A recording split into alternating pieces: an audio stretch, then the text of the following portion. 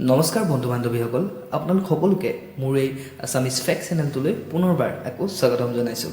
বন্ধুসকল, আজি আমি আমাৰ মানৱ শৰীৰৰ কিছুমান জানিবলগীয়া আৰু আমেজিং ফেক্টৰ বিষয়ে জানিবলৈ অলপ চেষ্টা কৰোঁ আহক।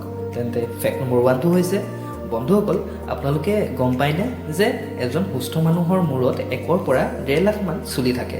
আৰু আপোনালোকৰ এইটো কথা জানি আচৰিত লাগিব যে বৈজ্ঞানিকসকলে আমাৰ এডাল চুলি অধ্যয়ন কৰিয়েই গম পাব পাৰে যে আপুনি দিনটোত কি কি খাইছে বা কেনেধৰণৰ খাদ্য খাইছে, কিয়নো প্ৰটিনৰ সকলোতকৈ বেছি প্ৰভাৱ চুলিতে দেখিবলৈ পোৱা যায়।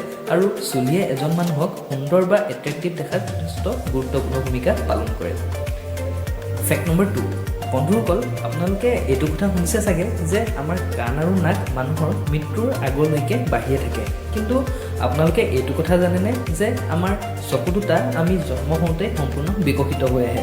মানুহৰ বয়স বঢ়াৰ লগত ইয়াৰ কোনো সম্পৰ্ক নাথাকে। আৰু কাণৰ বিষয়ে এটা কথা যে মানুহৰ কাণে 50 হাৰ্টছৰ পৰা 80 হাৰ্টছৰ ভিতৰৰ ধ্বনি তৰংগৰ মাজতহে শুনে। এতিয়া জানো হওক ফেক্ট নম্বৰ 3, বন্ধুসকল আপোনালোকে এইটো কথা গম পায়নে যে মিউজিক শুনিলে আমাৰ ব্ৰেইনৰ ডেমেজ হৈ থকা ব্ৰেইন চেলবোৰো ঠিক হৈ যায়।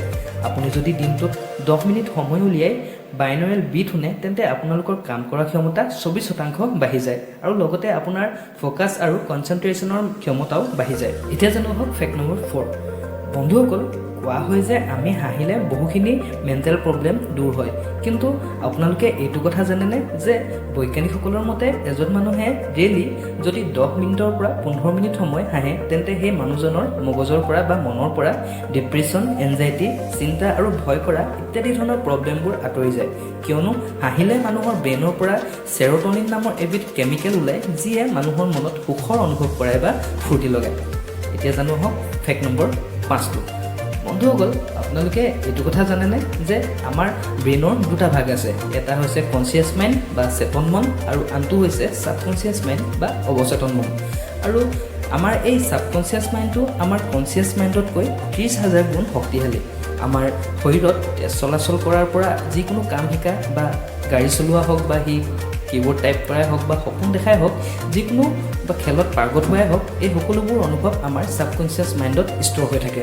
তো বন্ধুসকল আপোনালোকৰ এই 5টা ফেক্টৰ বিষয়ে জানি কেনেকুৱা লাগিলে মোক কমেণ্টৰ সহায়ত জনাব। আৰু ভিডিঅ'টো যদি চাই ভাল লাগিছে তেন্তে ভিডিঅ'টো লাইক আৰু শ্বেয়াৰ কৰি দিব। আৰু আমাৰ এনেধৰণৰ নতুন নতুন আমেজিং আৰু নলেজেবল ভিডিঅ' চাই থাকিবৰ কাৰণে মোৰ এই আছামিজ ফেক্ট চেনেলটো ছাবস্ক্ৰাইব কৰি দিব আৰু লগতে জয় আই অসম।